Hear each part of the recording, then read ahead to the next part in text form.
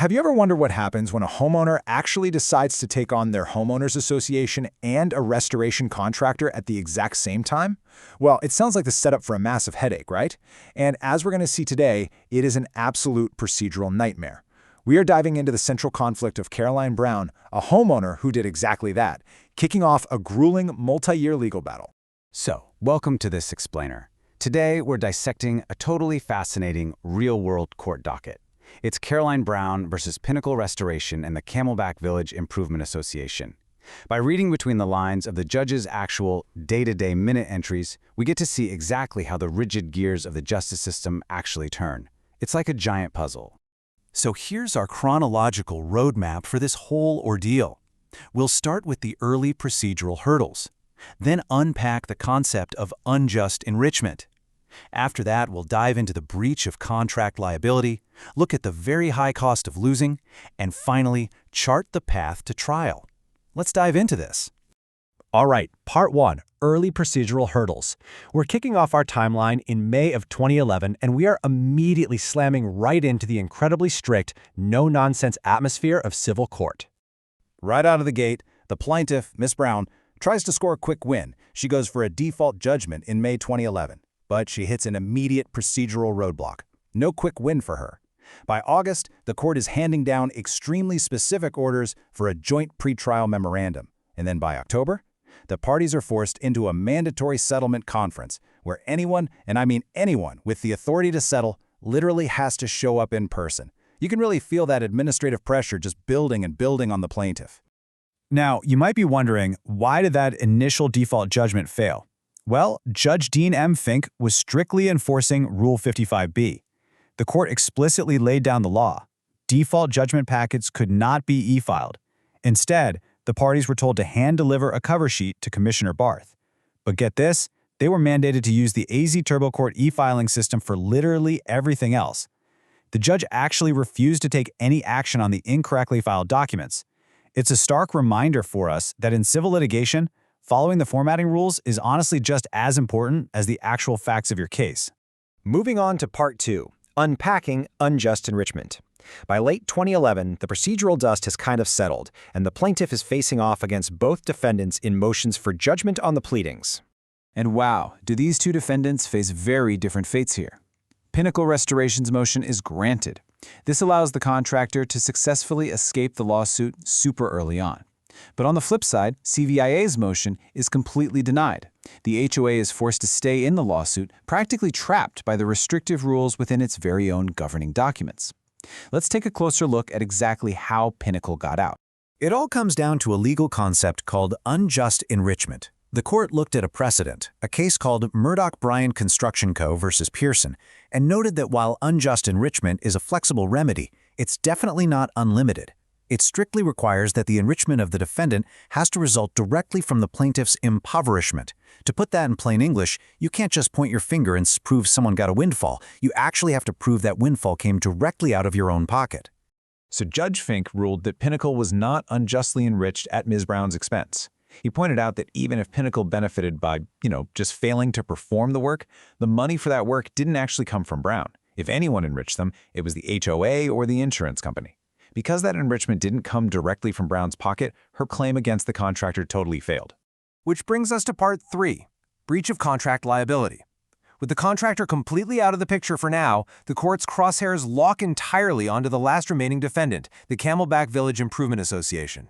The judge zoomed right in on the HOA's specific contractual obligations. These are found in their covenants, conditions, and restrictions, which is essentially their governing rulebook. And the document was crystal clear.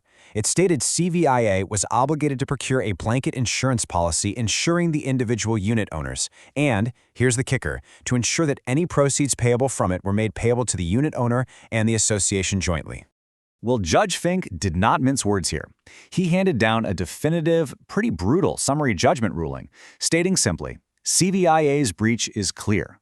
The HOA actually tried to pass the buck. They argued that the insurance company was the one who made the decision on how to issue the checks, but the judge completely shut that down. He basically said, no way. It was the HOA's contractual obligation to make sure those checks were issued correctly, even if it meant they had to go out and find a totally different insurance company to do it. Okay, on to Part 4, The high cost of losing. Before we get to the actual trial for the HOA's breach, we need to do a quick flashback to April 2012. Remember when Caroline Brown lost her unjust enrichment claim against the contractor?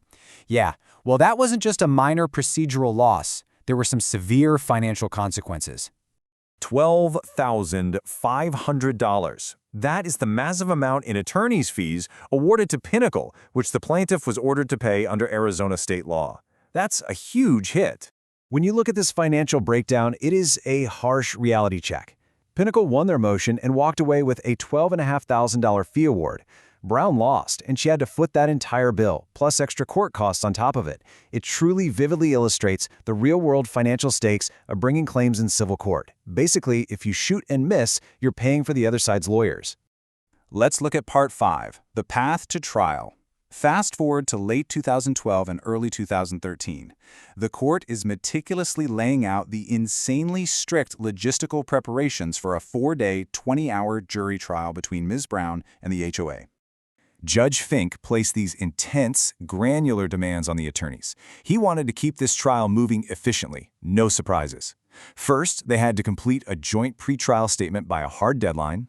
Then, they had to file their requested jury instructions on a CD, specifically in Microsoft Word format.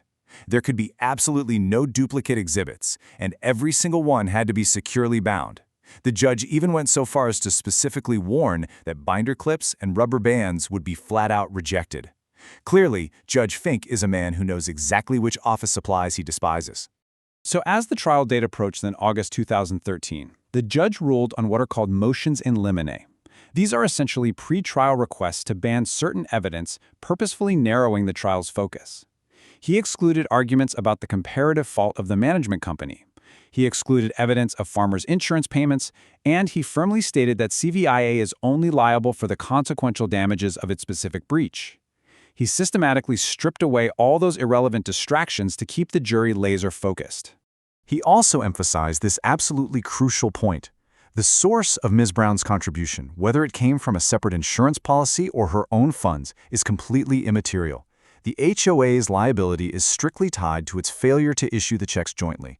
It honestly doesn't matter where Brown actually scrounged up the money to cover her extra repair work. But then, we get a massive twist.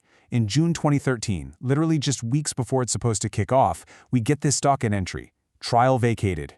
The entire 4-day jury trial, after all those strict preparations and banned binder clips, is suddenly put on hold. And you might be asking, why? Well, because the Court of Appeals was actually busy reviewing that earlier ruling regarding Pinnacle's unjust enrichment claim. The judge decided to hit the brakes and vacate the trial dates to wait so all the claims could potentially be tried at one single time. All of which leaves us with this final thought. When a single procedural ruling can cost $12,500 in fees and delay a meticulously planned trial for literally years, who really wins in civil litigation? It's a fascinating, honestly sobering look at the unpredictable mechanical realities of our legal system. Thank you so much for joining me for this explainer, and I'll see you next time.